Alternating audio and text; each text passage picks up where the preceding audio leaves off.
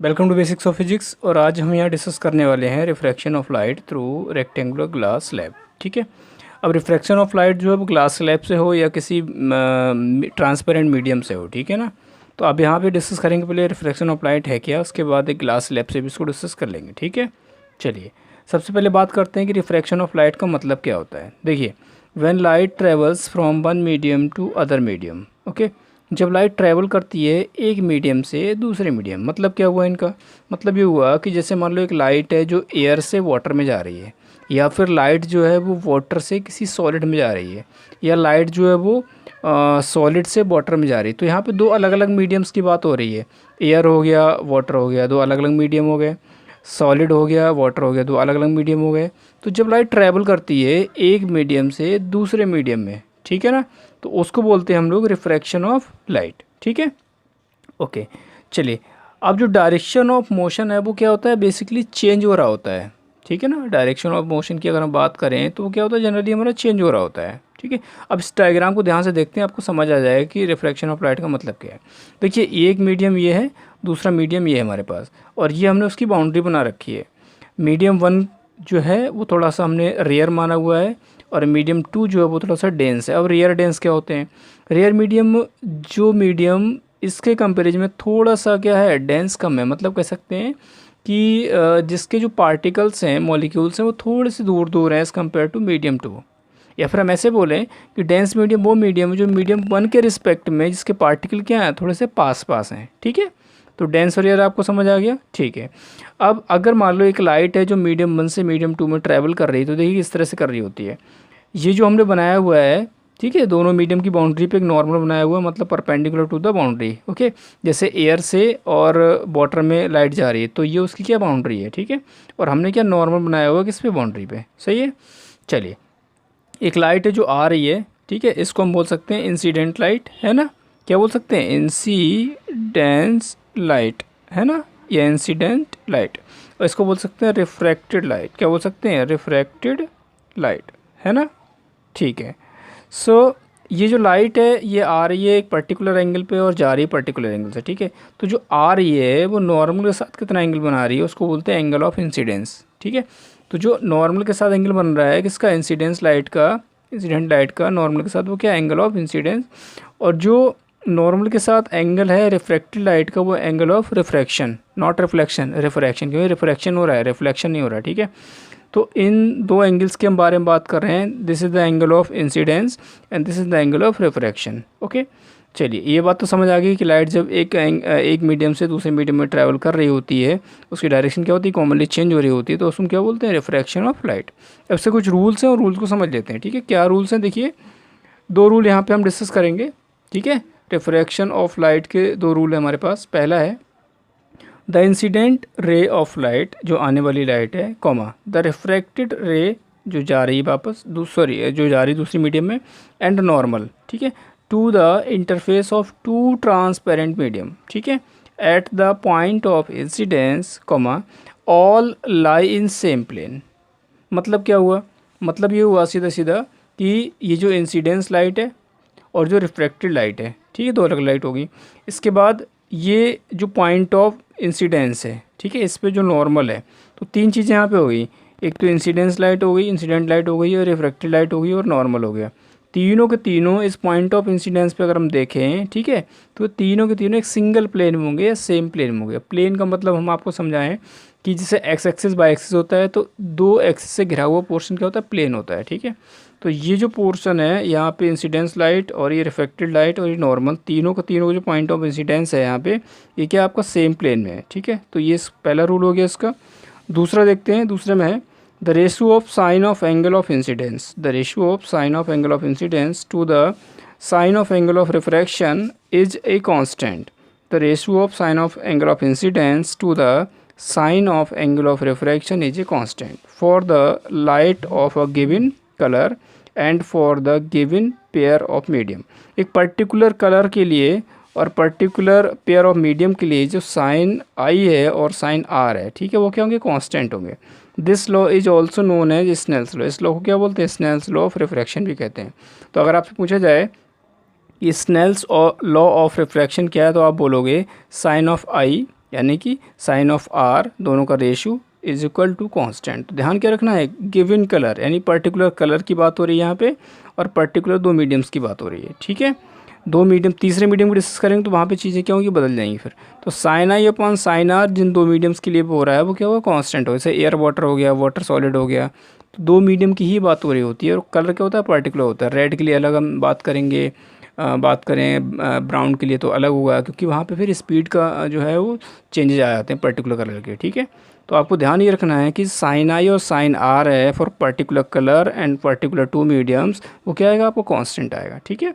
अच्छा, आई जो है वो एंगल ऑफ इंसिडेंस है, इसके लिए क्या 0 to 90 होना चाहिए, ठीक है, 0 से लेके 90 के बीच में। आई का एंगल ऑफ इंसिडेंस है, आर का एंगल ऑफ रिफ्रैक्शन है।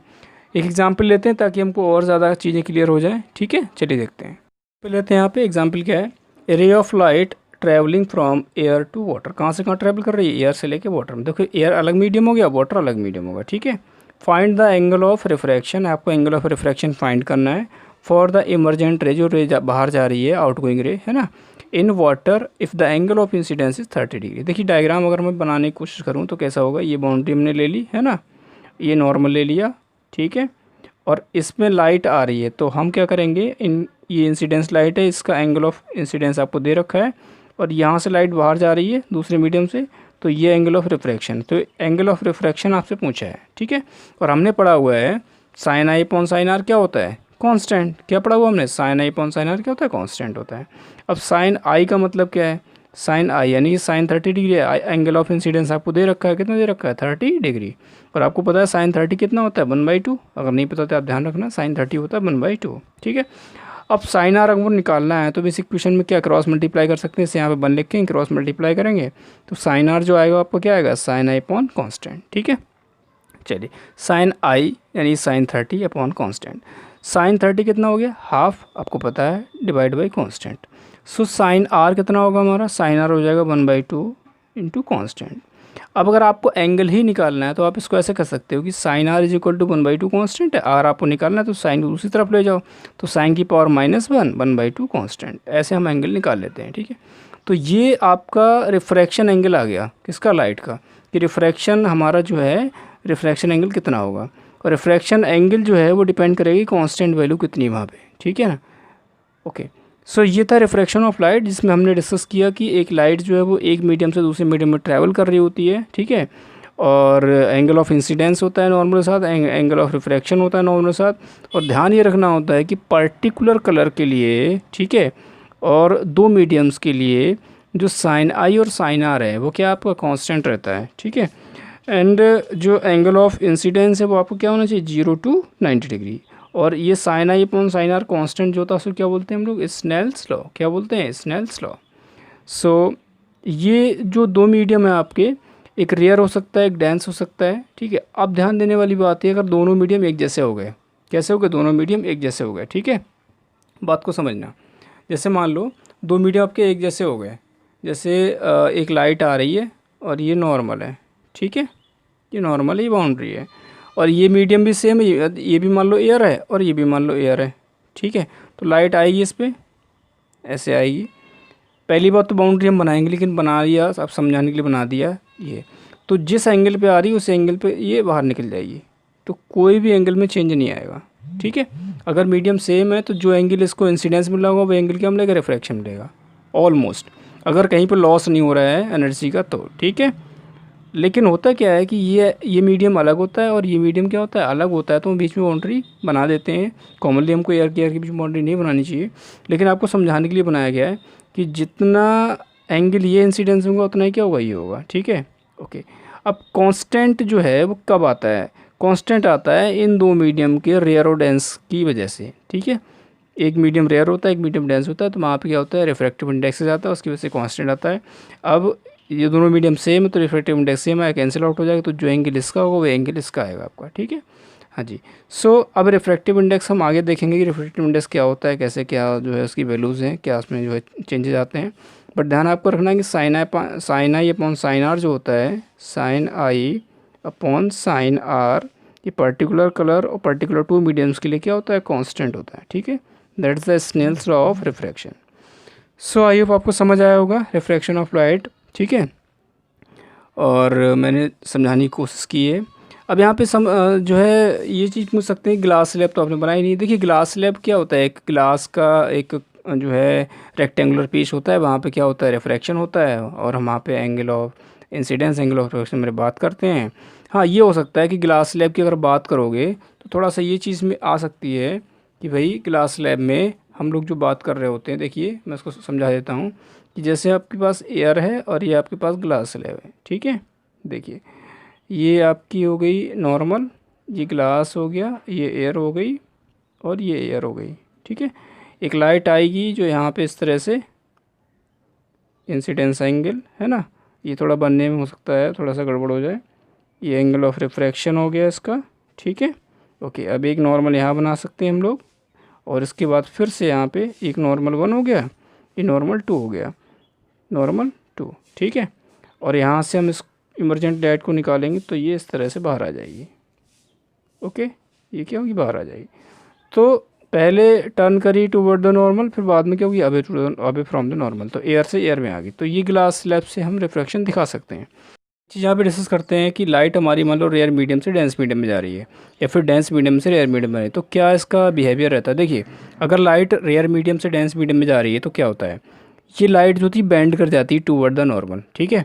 अगर मान लो एयर से वाटर में जाएगी तो इनकमिंग लाइट और आउटगोइंग लाइट में जो चेंजेस आएगा वो ये आएगा, जो आउटगोइंग लाइट है, ठीक, जो बाहर जा रही है दूसरे मीडियम में जा रही है, वो क्या करेगी, टूवर्ड द नॉर्मल बेंड कर जाएगी। ओके, अच्छा अगर मान लो डेंस से रेयर में जा रही है लाइट, जैसे वाटर से एयर में आ रही है, तो क्या होगा, वाटर डेंस मीडियम हो गया, एयर क्या होगी हमारी, रेयर मीडियम हो गई। तो जो लाइट इनकमिंग लाइट है उसका ये पाथ सीधा होना चाहिए, अगर सेम मीडियम होता है, सीधा नहीं है। तो जो डेंस से रेयर में आने पे क्या होता है, रेयर मीडियम में आने पे जो लाइट होती है वो अबे फ्रॉम द नॉर्मल क्या होती है, भागती है, यानी कि नॉर्मल से दूर भागती है। तो रेयर टू डेंस क्या होता है, toward the normal, dense to rare क्या होता है, अबे फ्रॉम द नॉर्मल, ठीक है। तो इस चीज़ को भी हमें यहाँ पे ध्यान रखना है। एंड आई होप आपको समझ आया होगा कि किस तरह से लाइट बिहेव करती है जब डिफरेंट डिफरेंट जो है मीडियम की डेंसिटीज़ होती हैं, अलग अलग होती हैं। And thanks for watching.